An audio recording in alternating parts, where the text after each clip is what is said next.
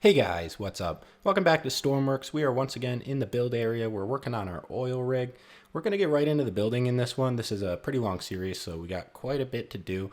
Right now, I'm just going to get some blocks placed, and we're going to start kind of shaping out the superstructure, which before I kind of continue, this is going to change a lot as the series goes. I kind of like the shape that we have going on, but it's going to get a lot bigger just because as I built more and more, I kind of felt like I needed more indoor space. So it's going to extend kind of over the front of the oil rig a lot more as the series goes on. So you guys will see that in some later episodes coming up.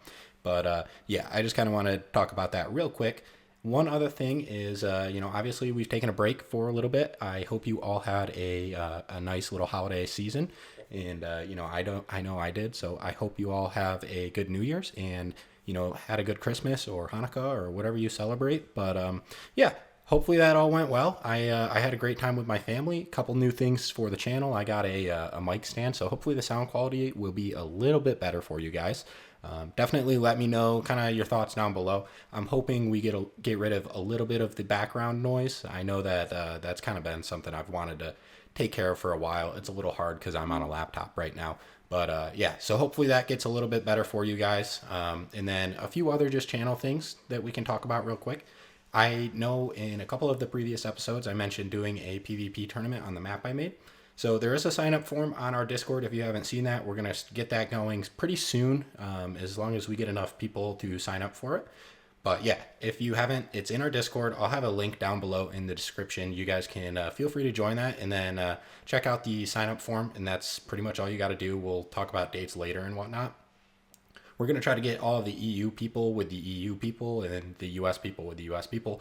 So just it's a quick little form, just has a couple questions. That's it. And then one other thing too is we are planning on doing a build challenge for the oil rig. So I'll kind of give you guys a heads up for that. It's going to be a helicopter. I got to get some more of the details kind of laid out and whatnot, but we will definitely have that coming up for you guys later too. So kind of stick around, stay tuned for that if you guys want to do that. I'll probably do a little bit of a helicopter tutorial as well. I know quite a few people have been asking me to do that, so we'll try to do that. But in the meantime, we're just going to get some building done. So I'm going to let the time lapse roll a little bit. If you guys like this series, don't forget to hit that like and subscribe button. It really helps out the channel. But yeah, I'm going to throw some music on. We're going to get some building done, and then we will talk a little bit more about the future of the oil rig.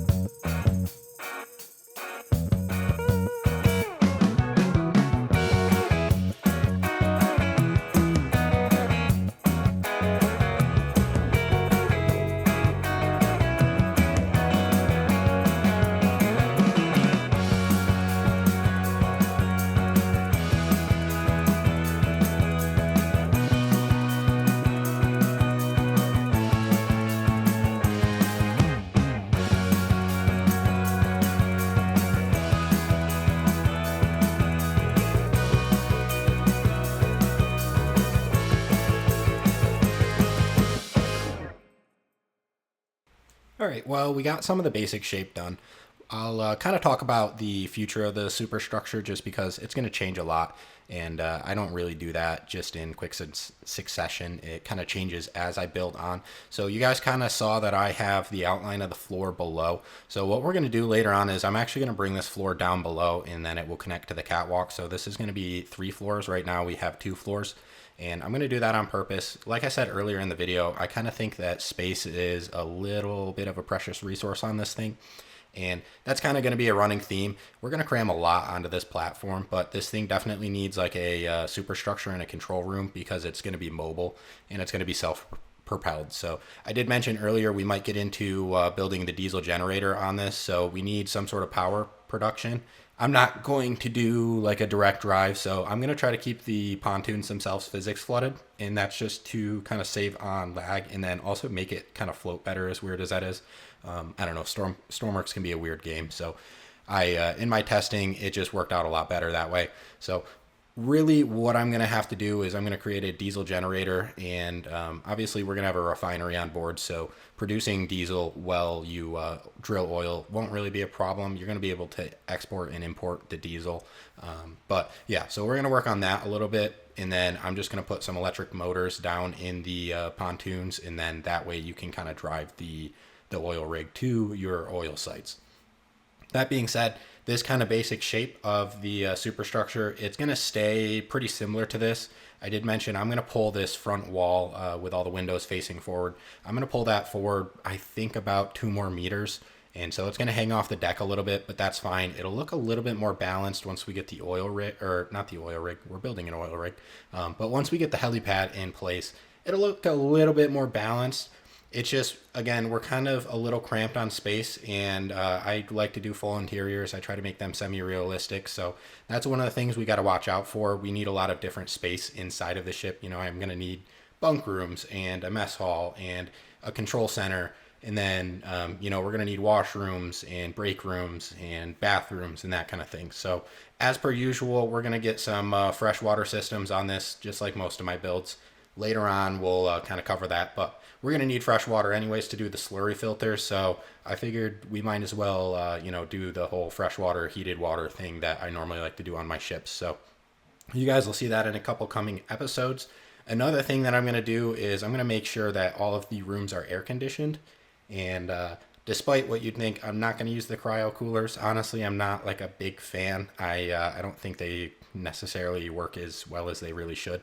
But we'll kind of cover that. That comes much further down the road, but I figured, you know, you might be drilling in a hot place and the air conditioning is probably going to be a nice touch. So if you haven't picked up yet, I really like doing plumbing in this game. So I kind of go a little overboard with the plumbing a lot of times, and that's, you know, part of it. But I enjoy doing all that, and, you know, I'll kind of try to walk you guys through how I do a lot of the actual systems, like life support systems. So we'll talk about the freshwater system later, but basically what we're going to have to do is we're going to have to draw seawater in, desalinate it, and then it's going to run through a furnace. When this thing is all said and done, I believe it has 5 furnaces on board, which is kind of crazy. But we're going to need a bunch of them for all sorts of stuff, especially the refining process. So again, we'll talk about all this stuff more in detail later, but I kind of just want to give you guys a little bit of a heads up as to where the build is necessarily headed. But enough of the superstructure. You guys have seen a good chunk of this now. We're going to come back to this. The interior is going to be one of the last parts of the ship we do. Typically, I don't necessarily do it that way. I kind of work my way through the ship, but this is not really a ship. And I want to get a lot of the actual systems done first because there's going to be a lot going on, and plumbing kind of needs to take priority over a lot of the other things. So we're going to switch over to the engine. I'm going to get some of that built. We're going to cut back into the time lapse, and then I'm going to talk to you guys, just give some general tips and tricks that you can use with the modular engines. I've seen to have pretty good luck with them lately. So we're going to switch over now, and we'll talk a little bit more about it later in the video.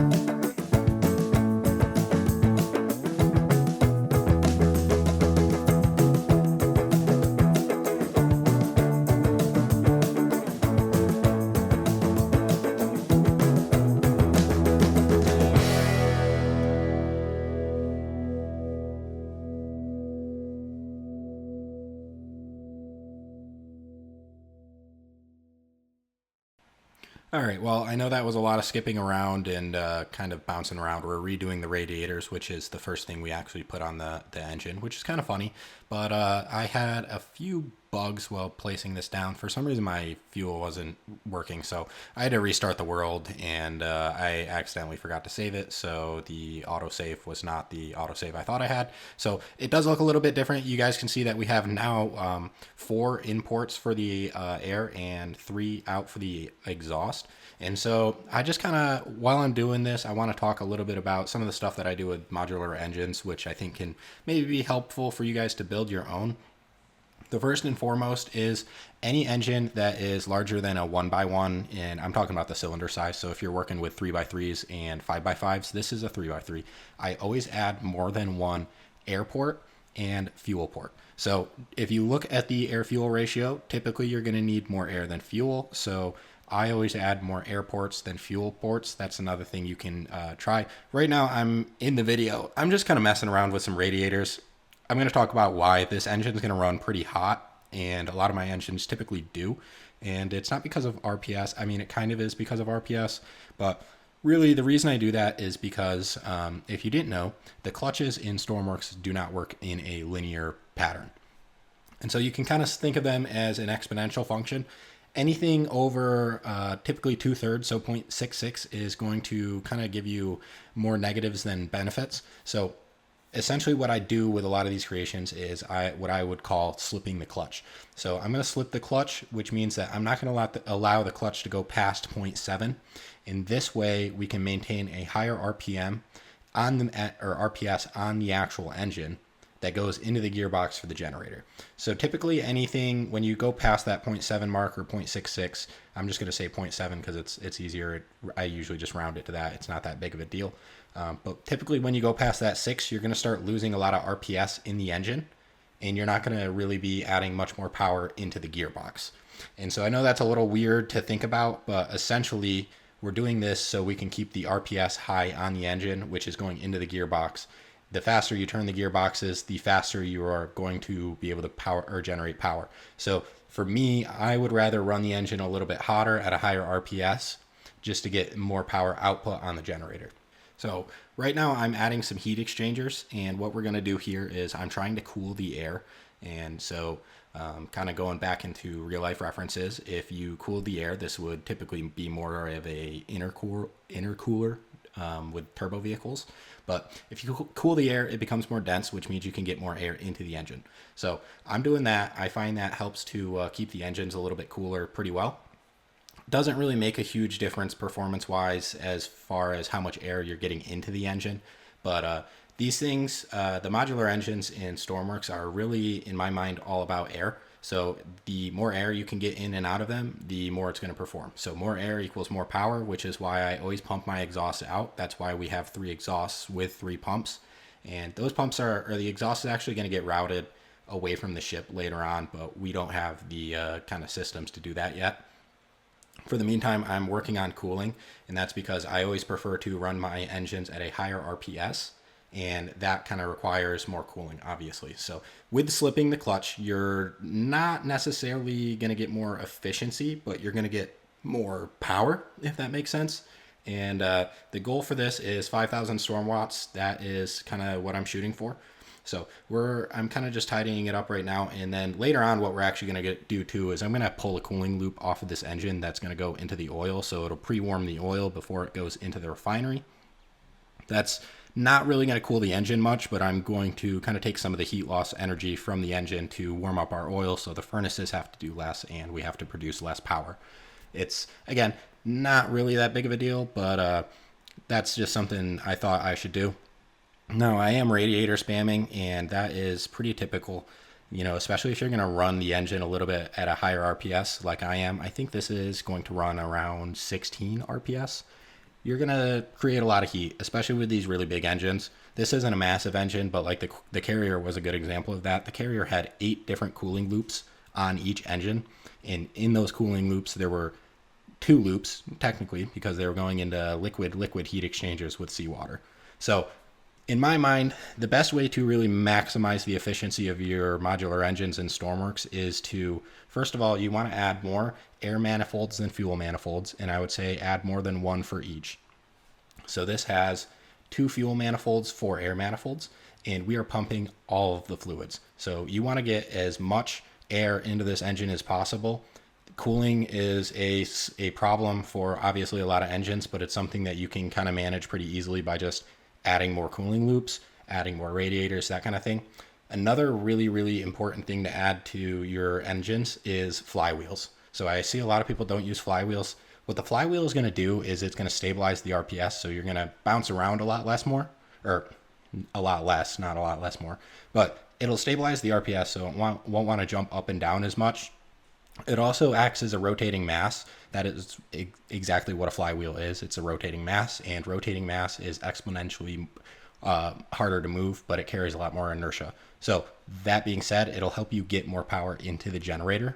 It'll take the engine a little bit longer to wind up, but we don't really care about that right now because we are using this as a generator, not as an actual engine to move the ship.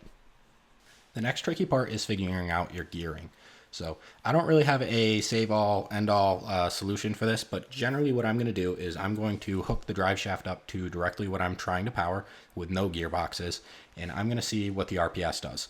If it is not hitting its maximum, so in our case 16, we're going to gear it down. And if it is hitting its maximum, we're going to gear it up. And we're going to keep doing this in the real world until you kind of hit the sweet spot of getting the most out of the engine as the gearboxes will allow. And then if you're making like a car or a boat and you want to add a transmission, that's when you want to start getting into shifting gears. So typically I will use generally I use the RPS off of the engine as one of the ways to shift the engine, as well as the speed of the vehicle. But that's not generally a good idea with cars, because going uphill can kind of change your speed and whatnot. Going downhill can.